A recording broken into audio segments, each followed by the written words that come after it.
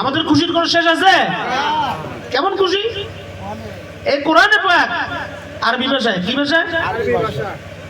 আমাদের দ্বিতীয় খলিফা ওমর বিন খাত্তাব, ওমর ফারুক আজম, উনি এই খাত্তাবের পুত্র ওমর ফারুক আজম যার উপাধি, তিনি আগে তো দিন ইসলামের মধ্যে ছিলেন না, ঠিক কিনা? আল্লাহর দরবারে থেকে নবীজিকে বলা হইল যে তুমি চুজ করো আবু জাহেল আর ওমরের মধ্যে কোনটারে তুমি কি দয়া দৃষ্টি বলছি, তুমি নেক নজর বলছি না, শুধু আমি চাইলেই হবে না, আল্লাহ বলছে যে তুমি কোনটার মধ্যে নেক নজর দিবে আমি সেটাকে কবুল করবো। জোরে বলো সুবহানাল্লাহ। পরবর্তী দেখা গেল নবীজি ওমর ফারুককে নেক নজর দিয়েছেন। জোরে বলো সুবহানাল্লাহ। এই নেক নজর পাওয়ার আগে সামাজিক ভাবে আমরা আমাদের বাড়ি ঘরে বোন ভাই বেড়াতে যাই না? আপনারা যান না? আপনার আত্মীয় স্বজনের বাড়িতে? এবার ইসলাম ধর্ম গ্রহণের আগে হচ্ছে ওমর, উনি ওনার বোনের বাড়িতে গেছেন, দেখতেছে শুনতেছেন এখানের মধ্যে কোরআন পড়তেছে। কি পড়তেছে? কে? ওনার বোন এবং বোনের জামাই। কোরআন কোন ভাষায়? ওমর ফারুকের ভাষা কি? তো উনি আরবি বুঝে তো নাকি বুঝে না? ওনার বোঝার জন্য আমি বাংলা ভাষায় এই যে ওয়াজ করতেছি, ব্যাখ্যা দিচ্ছি, এটা বুঝতে কি আপনাদেরকে মুহাদ্দিস মুফাসসির হওয়া লাগতেছে? আপনাদেরকে মাদ্রাসায় লেখাপড়া করা লাগতেছে? এটা আপনার মাতৃভাষায় বলতেছি, বুঝে বলতেছি, আপনার বুঝতে কোনো সমস্যা হচ্ছে না।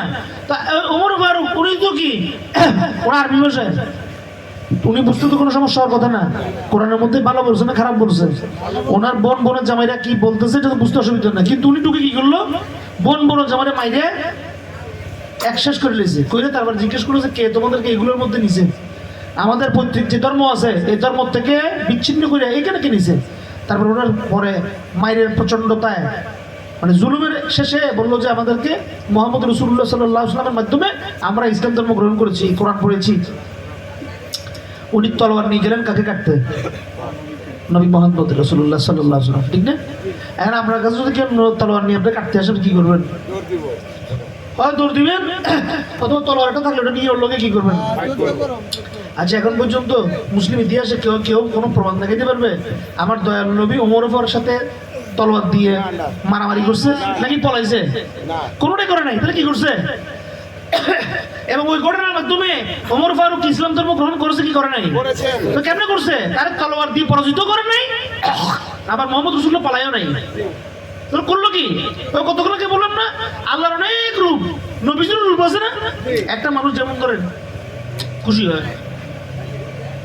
বিরক্ত হয়, মানে মুখের এক্সপ্রেশন আছে না, মানে খুশি হইলে একরকম মুখের কি ভাব, আবার একটু বেজার হইলে একরকম, আবার বিরক্ত হলে একরকম, ভয় পাইলে একরকম, হয় না? এটা বিভিন্ন রূপ আছে না? আমার দয়াল নবীজির আল্লাহর পাকে যেরকম সিফাতি অনেক রূপ আছে, নবীজিরও সিফাতি রূপ আছে। জোরে বলো সুবহানাল্লাহ। ওনারও 99টা রূপ আছে, ঠিক কি না? ওনার একটা হুসনে জামাল আল্লাহ যেটা দিয়েছেন সেই রূপটা দেখাইছেন, ওই রূপে পাওয়াল হইয়া ওমর ফারুক মুহূর্তের মধ্যে ওনার কদমের মধ্যে পড়ে ইসলাম ধর্ম গ্রহণ করলো। জোরে বলো সুবহানাল্লাহ। তাহলে ওই যে নির্বাক কোরআন মানে কি? কোরআনের কোনো জবান আছে? নাই। কোরআন তো জবান আসে মানুষের মুখ দিয়ে, লফজ দিয়ে। এটা কি নিজে কোরআন নিজে পড়ে? কিন্তু নির্বাক কোরআন দেখে, নির্বাক কোরআন শুনে ওমরের হেদায়েত হয় নাই। সবাক কোরআন যখন তাকে তার আল্লাহ জাল্লা শানুহুর একটা নূর দেখাইলো, নূর মুহাম্মদি দেখাইলো, নূরুন আলা নূর ইয়াহদি আল্লাহ মাইয়াশা ওয়া ইয়াদরিবু লাহুল আমসাল লিন-নাস দেখাইলো, মুহূর্তের মধ্যে ওমর ফারুক, এই প্রতাপশালী ওমর ফারুক, কতক্ষণ আগে বোনের জামাইরে কিলাইয়া লেভেল করে ওমর ফারুক ইসলাম ধর্ম গ্রহণ করে সুবহানাল্লাহ। ইসলাম ধর্ম গ্রহণ করে বলল না, এমন নেক নজর দিলেন উনি ইসলামের দ্বিতীয় খলিফা হইলেন। জোরে বলো সুবহানাল্লাহ। এবং আল্লাহ কি বললেন নবীজির মাধ্যমে যে আমার পরে যদি কেউ নবী হইতো এটা হইতো কি? ওমর। জোরে বলো সুবহানাল্লাহ। এমন মর্যাদা, এমন অবস্থান অর্জন করলো। তাহলে আমরা এটাই বুঝতে পারতেছি কি আমাদের পূর্ববর্তী ছাড়া আমাদের উপায় নেই। মানে আমি বর্তমান দিয়ে ভবিষ্যৎ দিয়ে হবে না, আগে পূর্ববর্তীদেরকে যেমন এই যে রোজা রাখতাম কদিন পরে, কোরআন কি বলছে? কোরআন একটা খেয়াল করেন, সিয়াম মানে রোজা সম্বন্ধে কি বলছেন? আল্লাহ কোরআনে কি বলছেন? কুতিবা আলাইকুমুস সিয়াম কামা কুতিবা আলাল লাযিনা মিন ক্বাবলিকুম লাআল্লাকুম তাত্তাকুন। ইয়া আইয়ুহাল্লাযিনা আমানু, যারা ঈমান এনেছো, কুতিবা আলাইকুমুস সিয়াম, তোমরা সিয়াম পালন করো, রোজা করো, কামা কুতিবা আলাল। তাহলে আগের যুগের যারা কি করেছে তাদের মানে তোমরা কি করো? সিয়াম পালন করো। তাহলে আগের যুগেরদেরকে বাদ দিয়ে তুমি নবযুগ রচনা করার কোনো সুযোগ, ঠিক না? ওই আগের যুগ থেকে হজ যেরকম হচ্ছে এখন এরকম হচ্ছে। নবযুগের হজ কিছু আছে, নবযুগের নামাজ কিছু আছে, নবযুগের সিয়াম কিছু আছে। তো কি বেদাত কারে বলো? সবই তো আদিম, সবই তো আদি, ঠিক কিনা? তাহলে বেদাত কোনটা? তোমরা যেটা করো সেটা বেদাত। কোনটা? কথাগুলো বুঝো। তোমরা বলছো যে আল্লাহর ওলির দরবারে যাওয়া, নিয়ত করে যাওয়া বেদাত। কোন হাদিস দেখাচ্ছ? বুখারী শরীফের হাদিস দেখাচ্ছ, মানলাম। কিন্তু হাদিসটা, হাদিসের একটা চ্যাপ্টার আছে, অধ্যায় আছে, কোন বিষয়ের উপরে কোন হাদিস, এটা একটা তালিকা আছে। খুব খেয়াল করে শুনেন। আমার নবীজি তিনি বলেছেন যে কি, তোমরা লা তুসাদ্দুর রিহাল ইল্লা ফি সালিসাতিল মসজিদ, মসজিদুল হারাম ওয়া মসজিদে আকসা ওয়া মসজিদে হাযা। তোমরা তিনটা মসজিদ ছাড়া অন্য কোনো মসজিদে নিয়ত করে তোমরা বরকতের নিয়তে যাইও না। একটা হলো হারাম, মসজিদুল হারাম মানে কি? কাবা শরীফ। মসজিদে আকসা বাইতুল মুকাদ্দাস। মসজিদে হাযা মানে নবীর যে মসজিদে নববী। জোরে বলো সুবহানাল্লাহ। তারা তিনটা মসজিদের কথা বলছে। এই হাদিসটা বলছে উনি বাবুল মাসাজিদ। কিসে? মসজিদ অধ্যায়। কোন অধ্যায়? এই বুখারীর মধ্যে কিন্তু সফরের অধ্যায় আছে। কি আছে? সফর। জিয়ারতে কুবুর আছে, দেখেন পড়ে দেখবেন। জিয়ারতে কুবুরের মধ্যে আল্লাহকে বলে নাই, সফরের মধ্যে বলে নাই। কিন্তু ওই বিচক্ষণ ব্যক্তিরা কি করলো? বিচক্ষণ না, এটা শয়তান।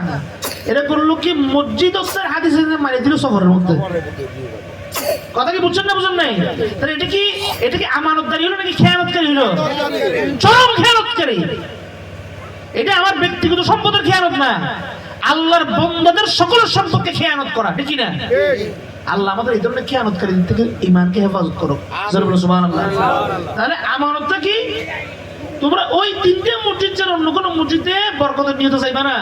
কিন্তু এটার দ্বারা আল্লাহর ওলির কোনো মাজারে যাওয়ার ব্যাপারে কোনো বারিক আল্লাহ দেন নাই। আল্লাহর নবী আরো কি বলছেন, যে আল্লাহর নবী আরো বলছেন তোমরা কবর জিয়ারত করে বেশি বেশি করতে, ওইটার মাধ্যমে তোমাদের আল্লাহর কথা স্মরণ হবে। জোরে বলো সুবহানাল্লাহ। গৌসুল আজম মাইজভান্ডারী, শাহ আহমদুল্লাহ, শাহ গোলামুর রহমান, শাহ মাহবুব বসু, শাহ বদরুদ্দোজা, সবাই সবাই এখানে শুয়ে আছে না? নাকি শুয়ে নাই?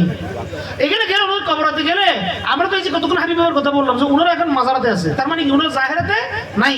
তা আমরাও জাহেরাত থেকে বিদায় নিব, এই কথাটা স্মরণ হবে না ওনার কাছে গেলে? নাকি হবে না? বলে না কথা হবে। তো হইলে কি হবে, আমি জাহেরাত কথার মধ্যে আমি নিজেকে কিভাবে তৈরি করব, এই প্রেরণা, এই আকাঙ্ক্ষা আমার মধ্যে হবে কি হবে না? তো আমার মধ্যে দুনিয়া থাকা অবস্থায় সত্য পথে আসার আকাঙ্ক্ষা তৈরি হওয়া, এটা কি ভালো না খারাপ? ওদের মধ্যে দুনিয়া আখিরাতের চিন্তা আসা, এটা ভালো না। তো ওদের পক্ষে যাবেন নাকি আপনি আল্লাহর ওলির পক্ষে থাকবেন? কথা কি বুঝছেন না বুঝুন নাই? আপনি ইস্তেগফার করতে হবে। ইস্তেগফারের উপরে কোনো কিছু নাই। আপনার ভুল না হলে আল্লাহর কাছে ভুল আছে, ঠিক কি না? এজন্য আমরা ইস্তেগফার করি। আমরা তওবা যখন করাই তখন আস্তাগফিরুল্লাহ রাব্বি মিন কুল্লি যামবি করে ইস্তেগফার করাই। ইস্তেগফার ইবলিসের ইস্তেগফার নাই। কার নাই? ইবলিসের। কারণ কি? এটা হেদায়েত হবে না। সিলমারা সুমুন বুকমুন উমিয়ুন ফাহুম লা ইয়ারজিউন খাতামাল্লাহু আলা কুলুবিহিম ওয়া লা সামিইহিম ওয়া আবসারিহিম গিশাওয়াতুন। তাহলে এদের চোখ, কান, নাক, মুখ সব আল্লাহ কি করছে? ছাতা মুতা যা আছে এটা দিছে। চোখ আছে দেখবে না।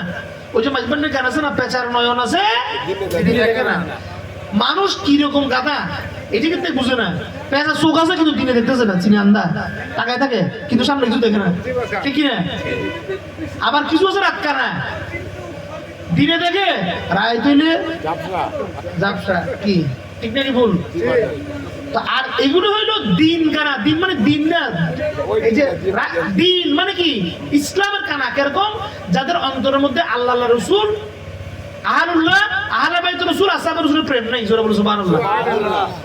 আমরা সুবহানাল্লাহ থেকে আলহামদুলিল্লাহ কখন যাব? যখন আমাদের অন্তরের মধ্যে আল্লাহ ওয়ালাদের প্রেম আসবে। আল্লাহ ওয়ালার প্রেম আসলে ওই প্রেমের মাধ্যমে আমরা তাদের যে প্রেমিক, এই তারের মাধ্যমে আমি বলেছি কারেন্টের কানেকশন না, ঠিক না? এই তারটা না থাকলে কারেন্টের কানেকশন আমার লাইন থাকবে? আমার এই তারটা থাকার উদ্দেশ্য হইলো ওই